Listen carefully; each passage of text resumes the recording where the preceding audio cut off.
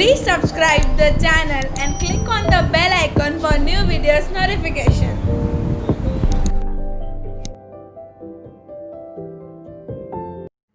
Hello student, કેમ છો? મજામાં? સાઈરામ. હવે લાસ્ટ લેક્ચરમાં આપણે ચેપ્ટર નંબર 3 તત્વોના વર્ગીકરણમાં અભ્યાસ કર્યો હતો પરમાણુ ત્રિજ્યા. તો પરમાણુ ત્રિજ્યાની વ્યાખ્યા જોઈ હતી આપણે. પછી આવર્તમાં ડાબેથી જમણી તરફ જાય તેમ પરમાણુ ત્રિજ્યા ઘટે છે, સમૂહમાં ઉપરથી નીચે તરફ જાય તેમ પરમાણુ ત્રિજ્યા વધે છે, એ અંગેની ચર્ચા કરી. હવે એ ટોપિક રિલેટેડ એમાં આલેખની રીતે પણ પૂછાઈ શકે, તો એનો એમસીક્યુ કયા પ્રકારનો બને એ ડાયરેક્ટ મેં તમને અહીં ક્વેશ્ચન આપ્યો છે. આ આલેખ આપ્યો છે, તો આ આકૃતિ આપી હોય અને એના આધારે થિયરિકલ ઓપ્શન આપ્યા હોય કે આ આલેખ શું દર્શાવે છે, તો આ આલેખ શું દર્શાવે છે તો તમે જોઈ શકો તો કે ઉપરથી નીચે તરફ જાય, અહીંયા એક્સ અક્ષ તરફ જાય તેમ ઘટે છે મૂલ્ય, જે તે મૂલ્ય હોય. તો આ આલેખ કેનો હશે? તો પહેલા હું ડાયરેક્ટ સાચો જવાબ, પછી ઓપ્શન ગમે તે આપ્યા હોય. તો આ આલેખ છે એ આવર્તમાં પરમાણુ ત્રિજ્યા વિરુદ્ધ પરમાણુ ક્રમાંકનો આલેખ છે. શું છે? પરમાણુ ત્રિજ્યા વિરુદ્ધ પરમાણુ ક્રમાંકનો. એટલે આવર્તમાં જેમ પરમાણુ ક્રમાંક વધે, આવર્તમાં જેમ પરમાણુ ક્રમાંક વધે તેમ પરમાણુ ત્રિજ્યા ઘટે છે. પરમાણુ ત્રિજ્યા ઘટે છે. આ આલેખ એક જ હશે. આ ટાઈપનો આલેખ હોય તો એ શું દર્શાવે છે? તો કે આવર્તમાં પરમાણુ ત્રિજ્યા વિરુદ્ધ પરમાણુ ક્રમાંકનો. હવે બીજો આલેખ જોઈએ. તો બીજા આલેખની અંદર છે એ એક્સ અક્ષ ઉપર મૂલ્ય વધે એમ વાય અક્ષ ઉપરનું મૂલ્ય પણ વધે છે. જો તો અહીં આ શું દર્શાવે છે? સમૂહમાં પરમાણુ ત્રિજ્યા વિરુદ્ધ પરમાણુ ક્રમાંક. તો પરમાણુ ક્રમાંક વધવાની સાથે પરમાણુ ત્રિજ્યા વધે છે. કેમાં? સમૂહમાં. તો ઓપ્શન આપણે આ સાચો કરવાનો. આ આલેખ માટે આવર્તમાં પરમાણુ ક્રમાંક વિરુદ્ધ પરમાણુ ત્રિજ્યા વિરુદ્ધ પરમાણુ ક્રમાંક. આ આલેખ સમૂહમાં પરમાણુ ત્રિજ્યા વિરુદ્ધ પરમાણુ ક્રમાંક. હવે આ આલેખ ઈ સિવાય બીજા એકેયનો નહીં હોય, બરોબર? હવે આ બંનેમાં જોવો તમે, આમાં તમે બે આલેખ દોર્યા છે. તો આ x છે, x એ સમૂહ નંબર 1 થશે. આ y છે એ સમૂહ નંબર 17 થશે. કેમ? તો જોજો. હવે અહીંયા પીરિયોડિક ટેબલ તમારી સામે રાખજો. ડાબી બાજુથી જમણી બાજુ જાય તેમ પરમાણુ ત્રિજ્યા ઘટે છે. પરમાણુ ત્રિજ્યા ઘટે છે. તો સૌથી વધુ પરમાણુ ત્રિજ્યા કેની? સૌથી વધુ પરમાણુ ડાબેથી જમણી તરફ જાય તેમ પરમાણુ ત્રિજ્યા ઘટે, તો સૌથી વધુ પરમાણુ ત્રિજ્યા કેની હશે? તો સમૂહ નંબર 1 ની. સૌથી વધુ પરમાણુ ત્રિજ્યા કેની થશે? સમૂહ નંબર 1 ની. કારણ કે ડાબેથી જમણી તરફ જાય તેમ ઘટતી જાય, એનો મતલબ આની વધુ છે. તો દરેક આવર્તનું પ્રથમ તત્વ એટલે કે સમૂહ નંબર 1. તો આ કન્સેપ્ટ યાદ રાખજો. નાની થિયરિકલ ટાઈપના એમસીક્યુ પૂછાઈ શકે. શું કે આવર્ત કોષ્ટકમાં સૌથી વધુ પરમાણુ ત્રિજ્યા ધરાવતો સમૂહ કયો? તો કે સમૂહ નંબર 1. કારણ કે આવર્તમાં ડાબેથી જમણી તરફ જાય તેમ પરમાણુ ત્રિજ્યા ઘટે છે. તો દરેક આવર્તનું પ્રથમ તત્વ એની ત્રિજ્યા વધુ હશે. તો દરેક આવર્તનું પ્રથમ તત્વ એટલે કે સમૂહ નંબર 1. તો આમ શોર્ટમાં યાદ રાખી લેવાનું, આવર્ત કોષ્ટકમાં સમૂહ નંબર 1 ની પરમાણુ ત્રિજ્યા સૌથી વધુ હશે અને સૌથી ઓછી કેની હશે? સમૂહ નંબર 17 ની. કારણ કે ડાબેથી જમણી તરફ જાય તેમ પરમાણુ ત્રિજ્યા ઘટે છે. અપવાદરૂપ નિષ્ક્રિય વાયુનો સમૂહ, એ પણ મેં સમજાવ્યું. તો આવર્ત કોષ્ટકમાં સૌથી ઓછી ત્રિજ્યા ધરાવતો સમૂહ કયો છે? સમૂહ નંબર 17. તો આ 17 નો છે, આ કેનો છે? સમૂહ નંબર 1 નો. હા, એમ પણ બની શકે, ફોર એક્ઝામ્પલ હું એમ કહું કે આ 14 નો છે, તો આ કેનો હશે? 15 નો. તો આ આલેખની રીતે પણ છે ક્વેશ્ચન પૂછાઈ શકે કે જે તમને નોલેજ હોવું જોઈએ. ખાલી એટલો જ આલેખ આપ્યો હોય તો આ છે આવર્તમાં ત્રિજ્યા વિરુદ્ધ પરમાણુ ક્રમાંક, આ આલેખ છે સમૂહમાં ત્રિજ્યા વિરુદ્ધ પરમાણુ ક્રમાંક. કારણ કે સમૂહમાં પહેલા સમૂહની પરમાણુ ત્રિજ્યા સૌથી વધુ અને 17મા સમૂહની સૌથી ઓછી. અને આવર્તનું પ્રથમ તત્વ એટલે થશે સમૂહ નંબર 1. હવે અહીં મેં તમને ઇન્સ્ટન્ટમાં એક ક્વેશ્ચન આપ્યો છે. હજી આગળ નવા ટોપિકની અંદર ઘણા બધા ઇન્સ્ટન્ટ ક્વેશ્ચન આવશે આ જ વિડિયોઝની અંદર, પણ આ ઇન્સ્ટન્ટમાં આપ્યો છે કે અહીં આલેખ દોર્યો છે ત્રિજ્યા વિરુદ્ધ પરમાણુ ક્રમાંક એ સમૂહમાં, ત્રિજ્યા વિરુદ્ધ પરમાણુ ક્રમાંક, એમાં A, B અને C જ્યાં સમૂહ 14, 16 અને 2 ના તત્વોનો આલેખ છે. તો તમારે A બરાબર કયો સમૂહ, B બરાબર કયો સમૂહ અને C બરાબર કયો સમૂહ છે તમને ઓપ્શન આપ્યા છે 14, 16 અને 2. એમાંથી A બરાબર શું થશે, B બરાબર શું થશે અને C બરાબર 14, 16, 2 થશે, 16, 14, 2 થશે, 2, 14, 16 જેમ A, B, C તમારે લખવાનું છે. બરોબર? આ કોમેન્ટ બોક્સમાં કે પર્સનલ મેસેજ કરીને મને જવાબ આપવાનો છે. તો પરમાણુ ત્રિજ્યા છે એનું અહીંયા થિયરિકલ આપણે પોઈન્ટ પૂરો કરીએ અને હવે નેક્સ્ટ ટોપિક લઈએ આપણે આયોનિક ત્રિજ્યા. પણ એ પહેલા આની અંદર જોઈ લેજો, આધુનિક આવર્ત કોષ્ટક સાથે પણ સરખાવજો.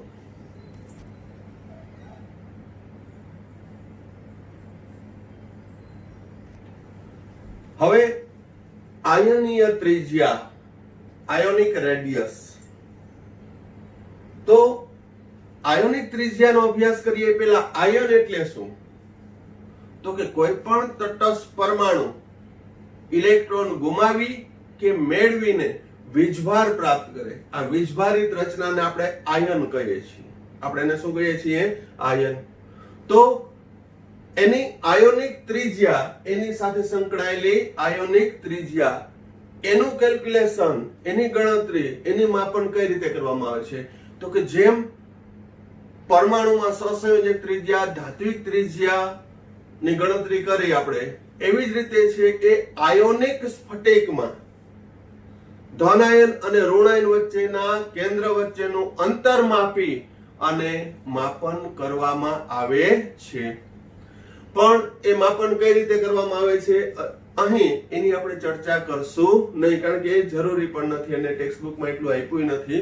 પણ છતાંય એડિશનલ ચર્ચા તરીકે આપણે કરશું કે ધન અને ઋણ આયનની ત્રિજ્યા કઈ રીતે માપવામાં આવે છે. હકીકતમાં એ પોઈન્ટ છે એ 12મા ધોરણમાં આવશે ત્રિજ્યા ગુણોત્તરના આધારે, પણ છતાંય આપણે ચર્ચા કરશું.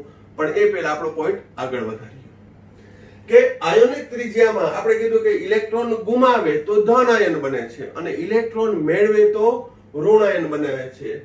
તટસ્થ પરમાણુ ઇલેક્ટ્રોન ગુમાવી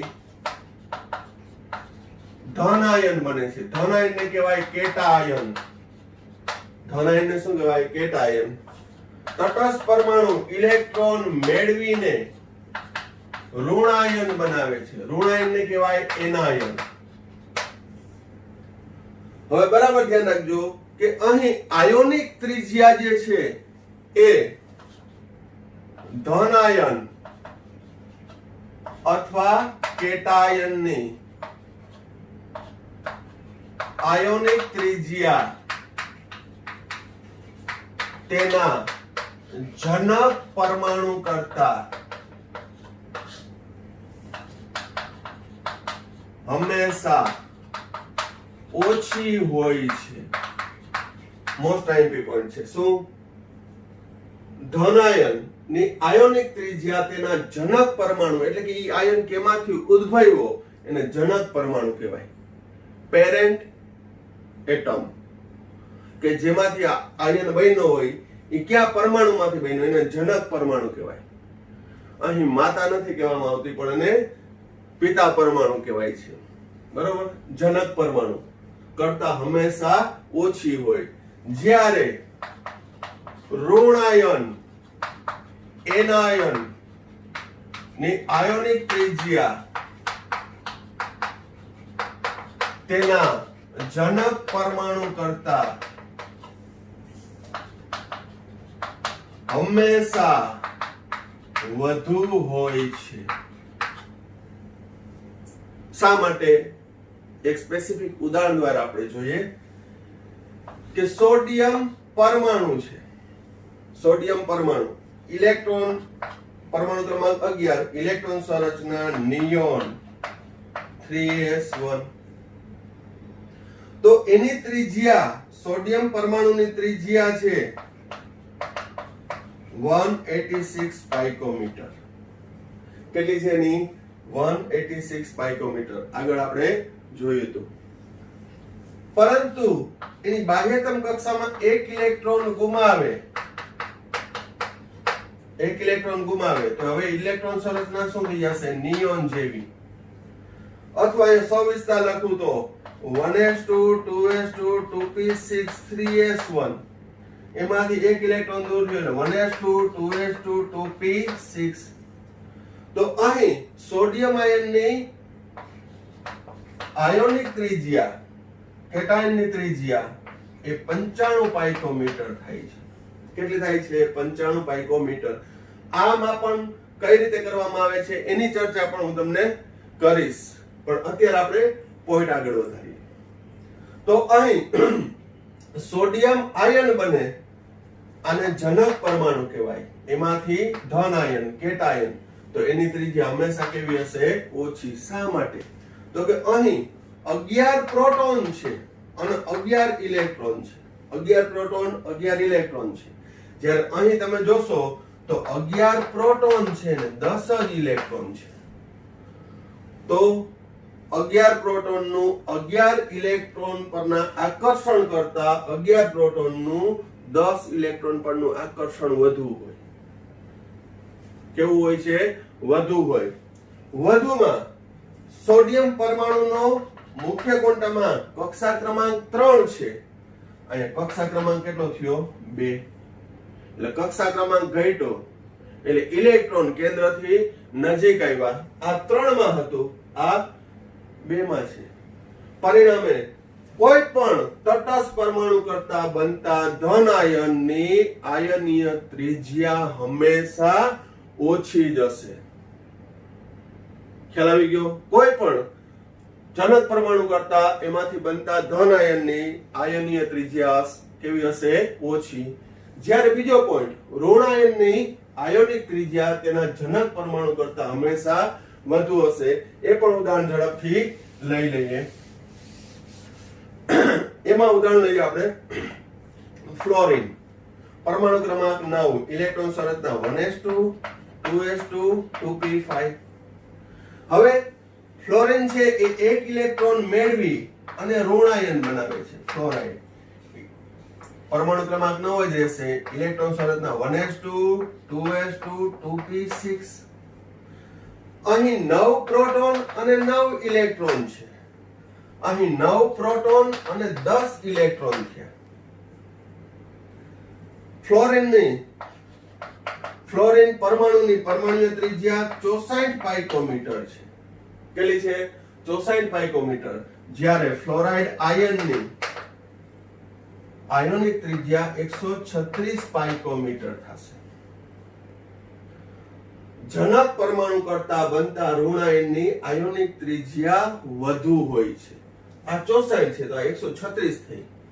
શા માટે? તો અહીં તો કક્ષા ક્રમાંક એ સમાન જ છે. તો એ શા માટે? તો બરાબર ધ્યાન રાખજો. અહીં 9 પ્રોટોન 9 ઇલેક્ટ્રોન ને જે આકર્ષે એટલું 9 પ્રોટોન 10 ઇલેક્ટ્રોન ને આકર્ષી શકે નહીં. ધનાયનમાં શું હતું? 11 પ્રોટોન 11 ઇલેક્ટ્રોન. સોડિયમ પરમાણુ 11 પ્રોટોન 10 ઇલેક્ટ્રોન સોડિયમ આયનમાં. તો 11 પ્રોટોન અહીં કેન્દ્રીય ધન વીજભાર વધી ગયો. સાપેક્ષ વધ્યો કહેવાય. કેવો વધ્યો કહેવાય? સાપેક્ષ. સોડિયમ પરમાણુની સાપેક્ષે અહીંયા એક ધન વીજભાર વધુ છે. એટલે 11 પ્રોટોન 10 ઇલેક્ટ્રોનને આકર્ષી શકે છે.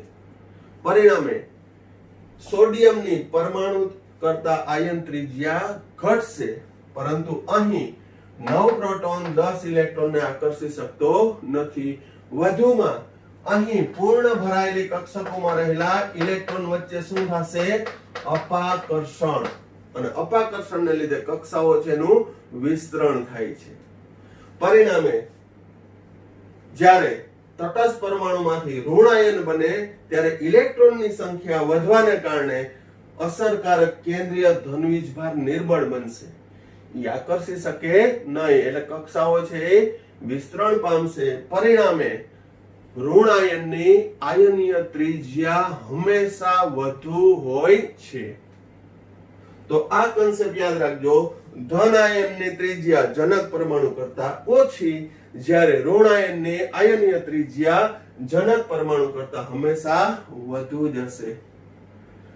એનું શોર્ટમાં કારણ અહીં ધન આયનમાં અસરકારક કેન્દ્રીય ધનવીજભાર શબ્દ વાપરું છું. અસરકારક કેન્દ્રીય ધનવીજભાર સાપેક્ષ રીતે વધુ હોય છે અને ઇલેક્ટ્રોન ઓછા હોય છે, માટે આકર્ષણ અહીંયા વધુ હશે, એટલે કક્ષાઓ સંકોચાશે, એટલે પરમાણુ કરતા ધન આયનની ત્રિજ્યા ઓછી થઈ.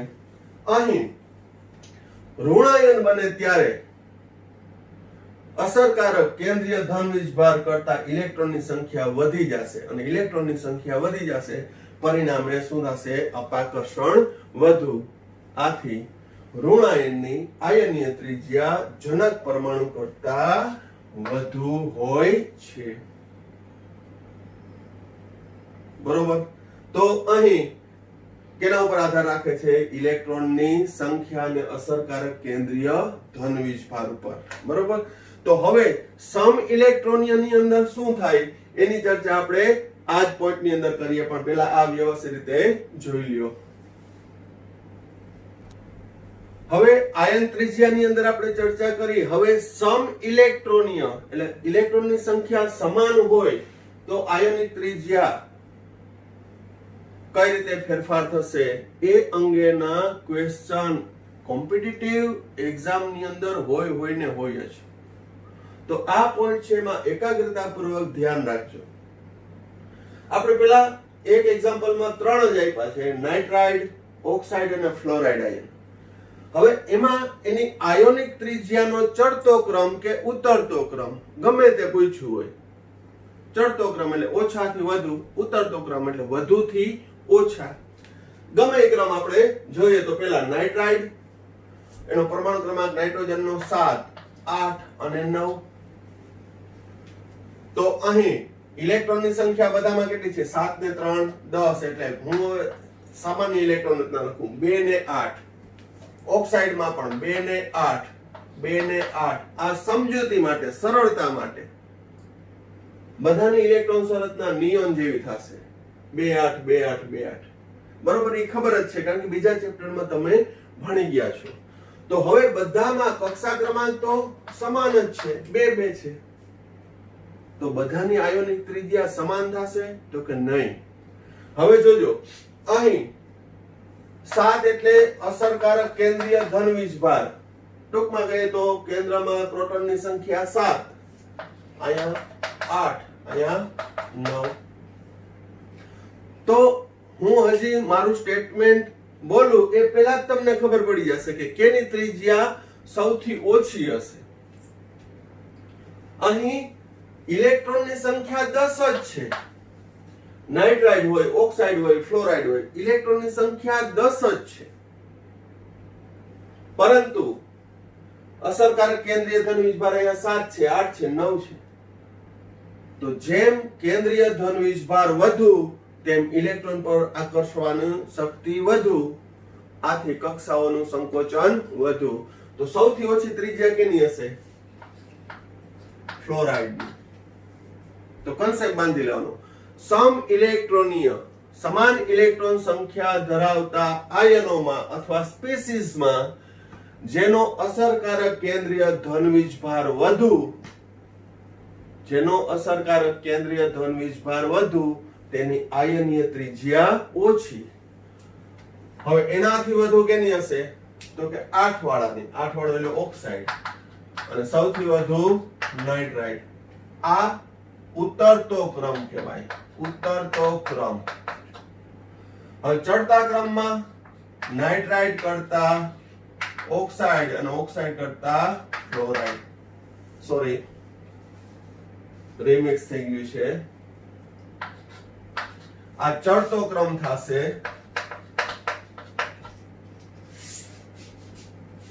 ચડતો ક્રમ કયો? Fluoride less than oxide less than nitrite.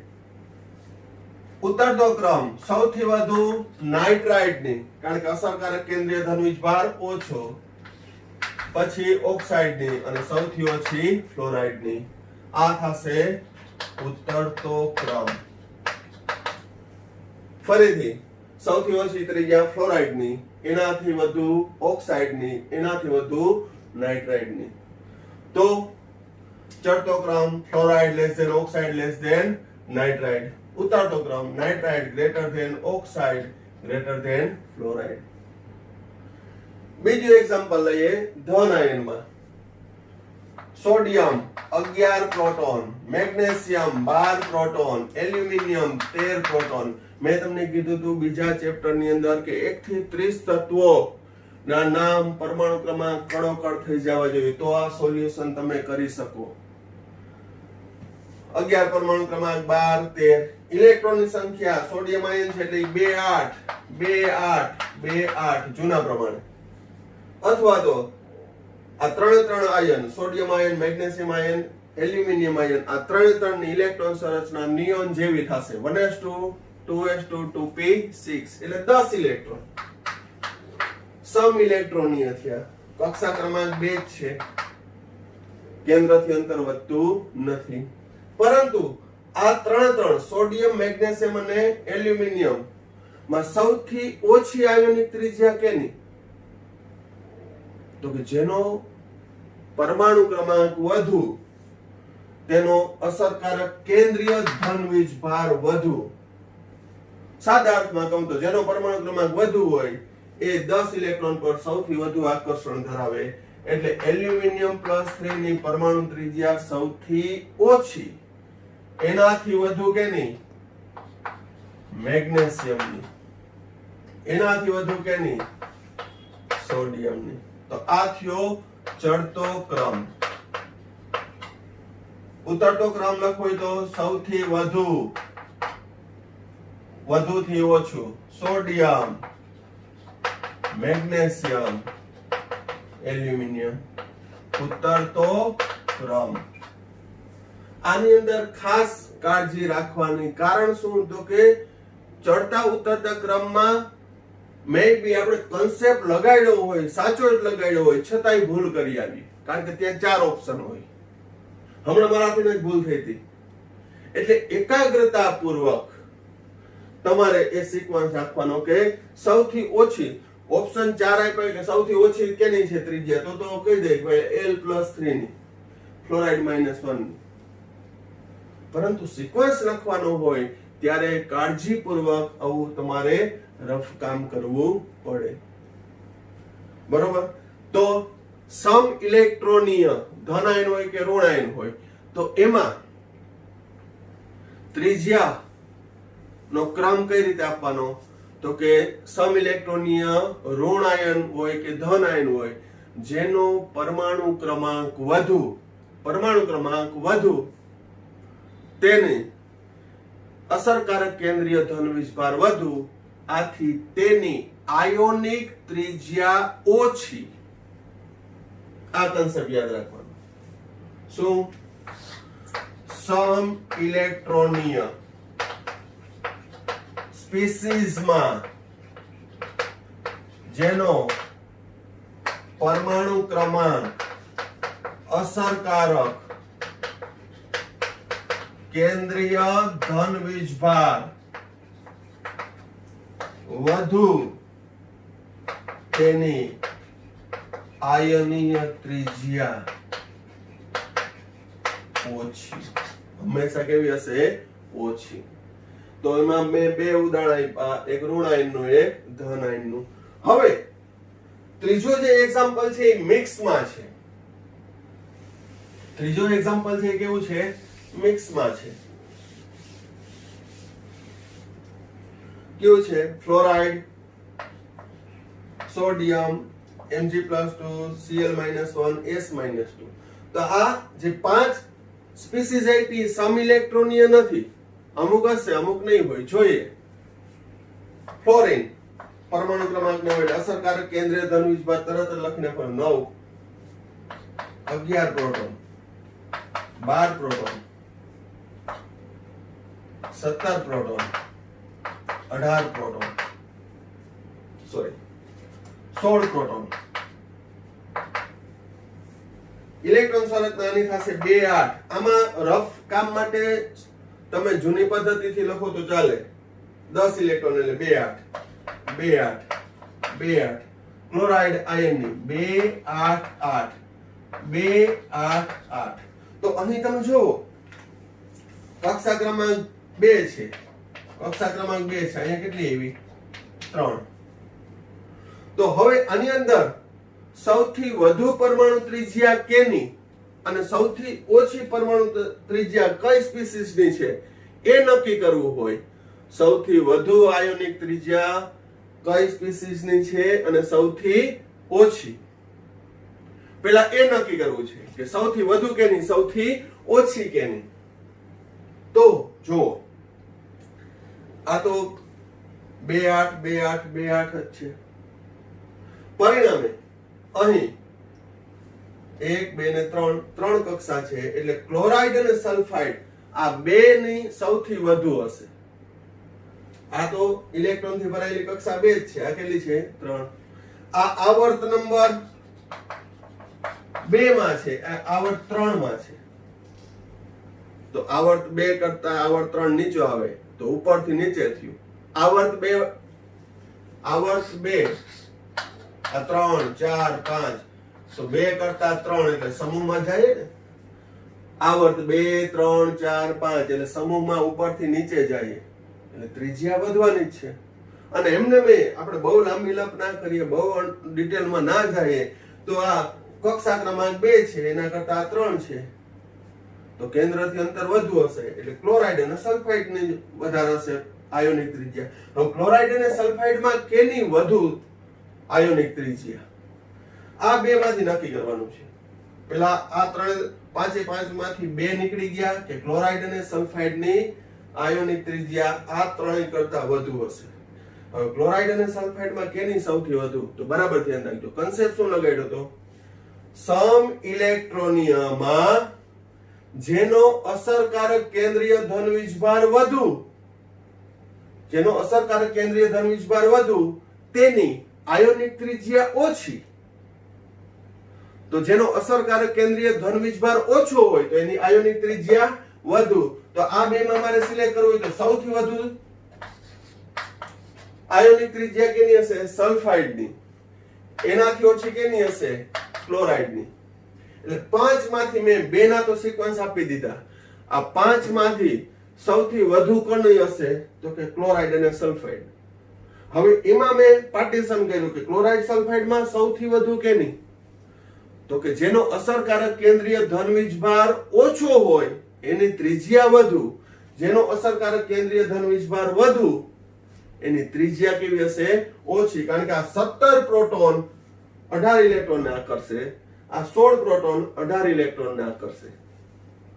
તો 16 પ્રોટોન દ્વારા ઇલેક્ટ્રોનનું આકર્ષણ ઓછું લાગશે એટલે કક્ષા છે એ થોડીક વિસ્તરણ પામશે એટલે ત્રિજ્યા સૌથી વધુ સલ્ફાઇડની, એનાથી ઓછી ક્લોરાઇડની. હવે ફરી પાછા આ 3 સ્પીસીસ નું આવી.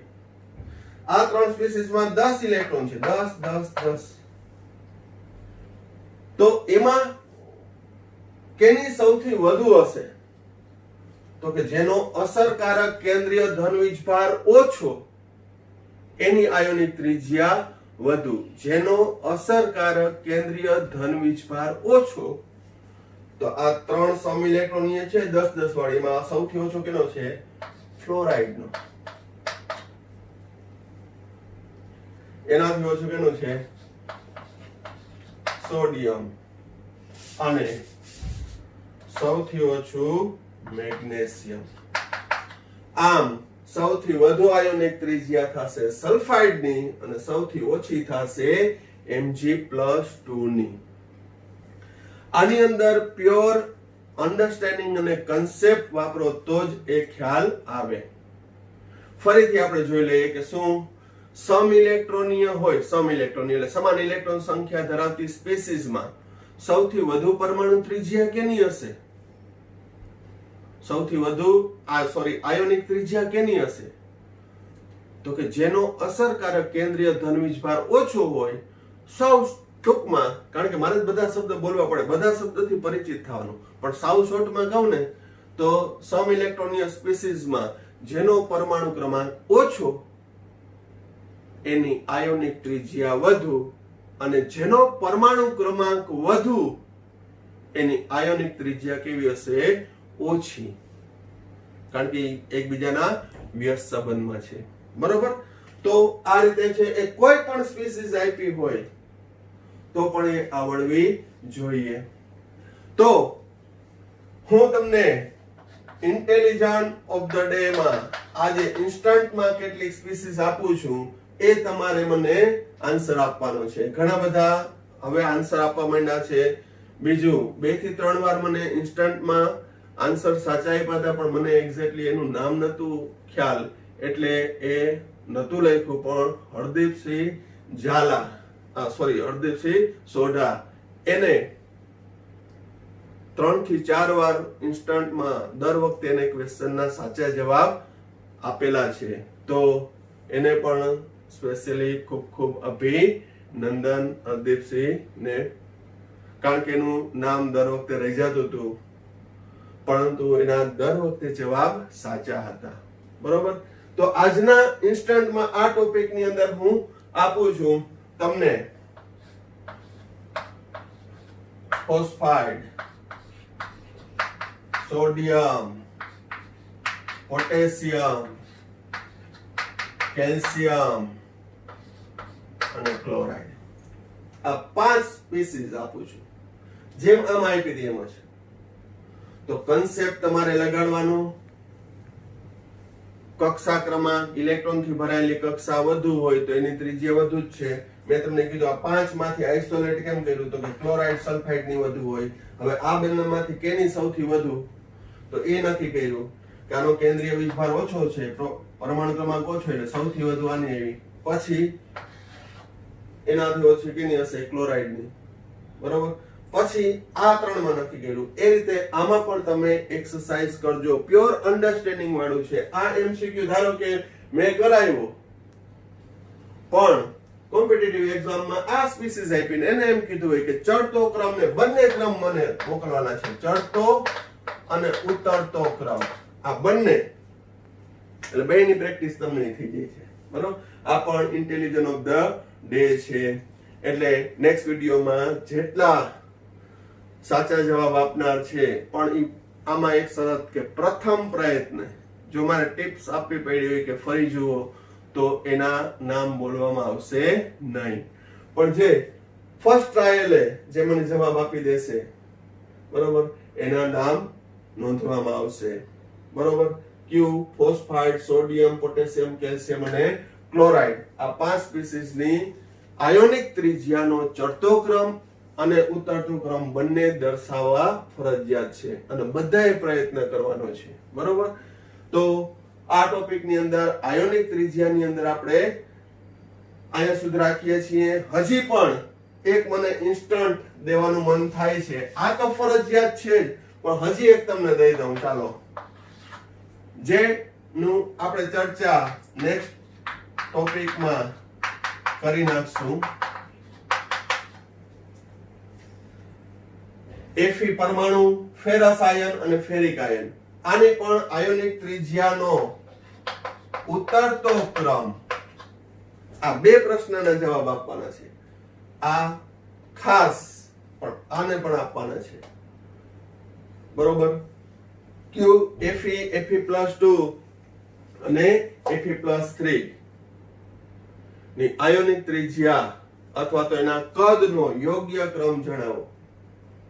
અને કદ કેના ઉપર આધાર રાખે છે? ત્રિજ્યા ઉપર. એટલે એમ પણ પ્રશ્ન પૂછે Fe, Fe+2, Fe+3 ના કદનો યોગ્ય ક્રમ દર્શાવો. મેં યોગ્ય ક્રમમાં ઉતરતો એટલે વધુથી ઓછા.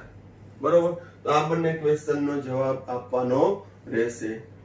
આ ટોપિકની અંદર આયોનિક ત્રિજ્યાની ચર્ચા પૂરી કરીએ છીએ. હવે નેક્સ્ટ ટોપિક આયનીકરણ એન્થાલ્પી છે, હું નેક્સ્ટ વિડીયોમાં લઈશ. આ વિડીયોમાં આપણે અહીંયા સુધી રાખીએ છીએ. Thank you. સાઈરામ.